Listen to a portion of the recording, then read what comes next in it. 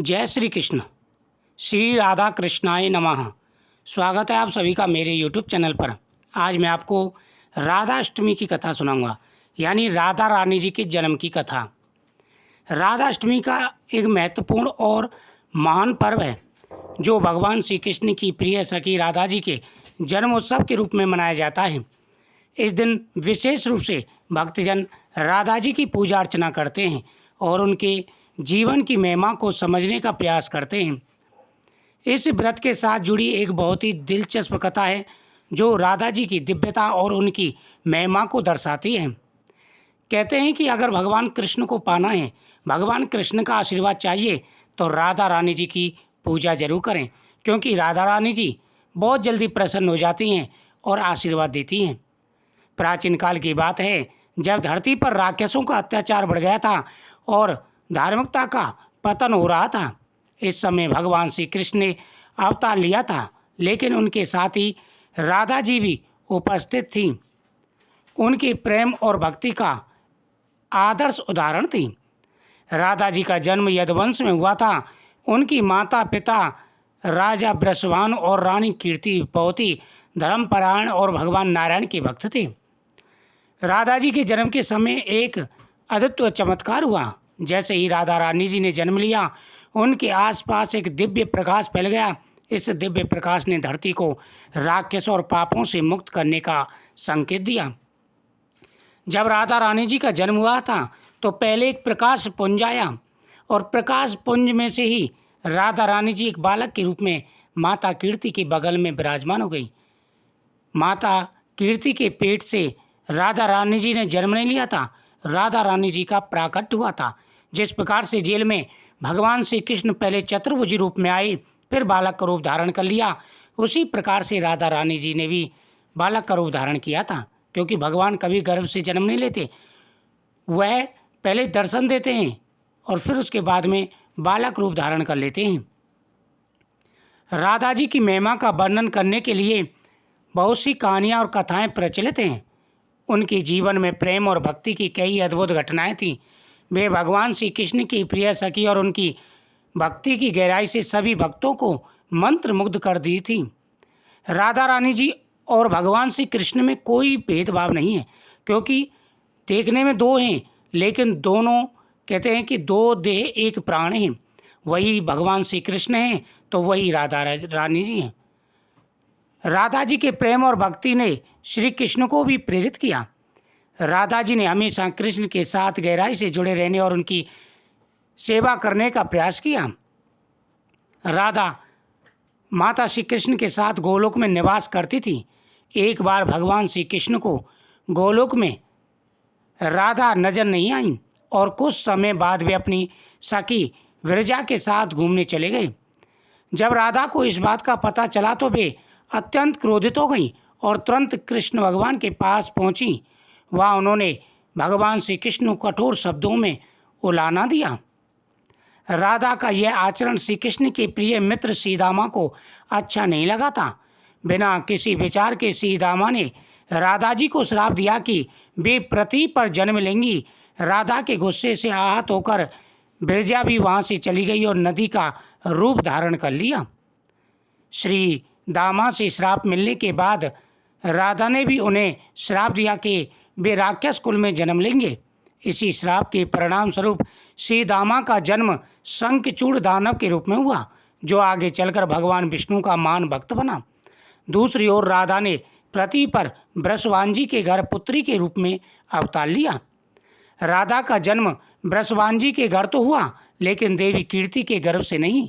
जब राधा और सीदामा ने एक दूसरे को श्राप दिया, तब भगवान श्री कृष्ण ने कहा था कि राधा को वृषभानु और देवी कीर्ति की पुत्री बनकर पृथ्वी पर रहना होगा, क्योंकि उन्होंने बहुत दिनों तक कठोर तपस्या की है। मनुष्य योनि में आपके विवाह का संबंध एक अलग होगा, लेकिन वह सिर्फ दिखाने के लिए होगा।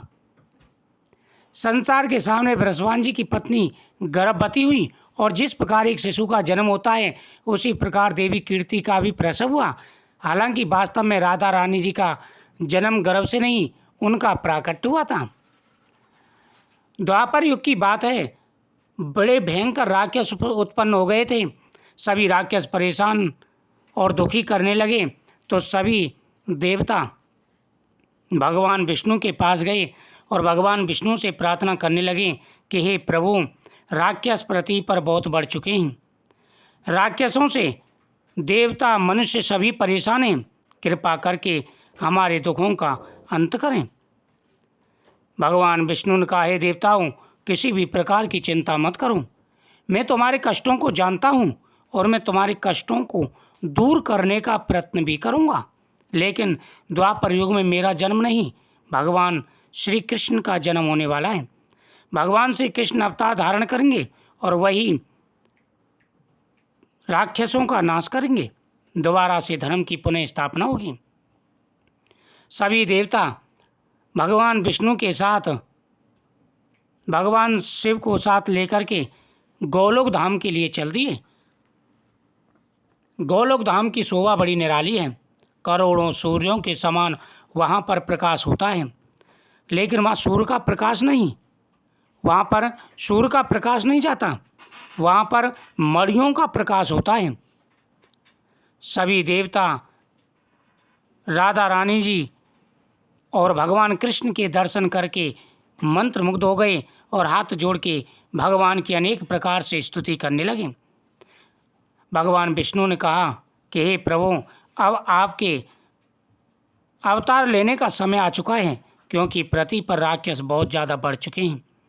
भगवान कृष्ण ने कहा कि हे विष्णु जी, मुझे पहले से ही पता था, मैंने वह रचना पहले से रच दी है, क्योंकि सीतामा और राधा जी में आपस में श्राप हो चुके हैं और साथ ही मैं बहुत जल्दी पृथ्वी पर अवतार लूँगा। देवता भी अपने अपने अंश से वहाँ पर अवतार ग्रहण करें। इस प्रकार भगवान श्री कृष्ण का पृथ्वी पर अवतरित हुआ, प्राकट हुआ। जिस प्रकार से भगवान श्री कृष्ण ने पृथ्वी पर अवतार लिया, उसी प्रकार से राधा रानी जी का भी जन्म हुआ था। कृष्ण जन्माष्टमी के 15 दिन बाद राधा अष्टमी का पर्व मनाया जाता है। यह पर्व बड़े ही धूमधाम से मनाया जाता है। इस दिन बड़े ही धूमधाम से राधा रानी जी की पूजा की जाती है। राधा जी का अवतरण भाद्रपद मास के शुक्ल पक्ष की अष्टमी तिथि को हुआ था और तभी से हर वर्ष इस दिन को राधा अष्टमी के रूप में मनाया जाता है। राधा अष्टमी के दिन एक विशेष पूजा की जाती है, जिसमें भक्तजन राधा जी की महिमा का गान करते हैं। कथा के अनुसार राधा जी का जीवन पूर्णतः भक्ति का आदर्श बना।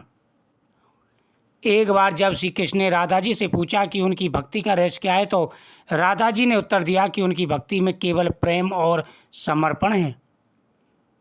राधा अष्टमी के दिन व्रती सुबह जल्दी उठकर स्नान करें और व्रत का संकल्प करते हैं। उसके बाद राधा जी की पूजा करते हैं, जिसमें उनकी मूर्ति को सुंदर वस्त्र पहनाए जाते हैं, पंचामृत से स्नान कराया जाता है और भोग अर्पित किया जाता है। व्रती दिन भर उपवास रखते हैं और केवल फल, दूध और जल का सेवन करते हैं। पूजा के बाद भजन कीर्तन का आयोजन किया जाता है। श्री राधा कृष्णाय नमः, श्री राधा कृष्णाय नमः, श्री राधा कृष्णाय नमः मंत्र का जाप किया जाता है, जिसमें राधा जी के भजन गाए जाते हैं। इस दिन को भक्त पूरी श्रद्धा और भक्ति के साथ मनाते हैं, ताकि राधा जी की कृपा प्राप्त हो सके और जीवन में शांति और सुख की प्राप्ति हो सके। राधा अष्टमी व्रत की कथा हमें राधा जी के प्रेम और भक्ति की गहराई को समझाने में मदद करती है। यह व्रत केवल एक धार्मिक पर्व नहीं है, बल्कि प्रेम और भक्ति का आदर्श है। राधा रानी जी की कृपा अगर प्राप्त हो जाए तो भगवान कृष्ण की कृपा अपने आप प्राप्त हो जाती है।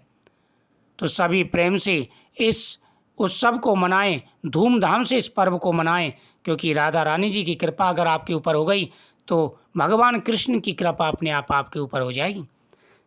बोल राधा कृष्ण भगवान की जय। श्री राधा कृष्णाय नमः।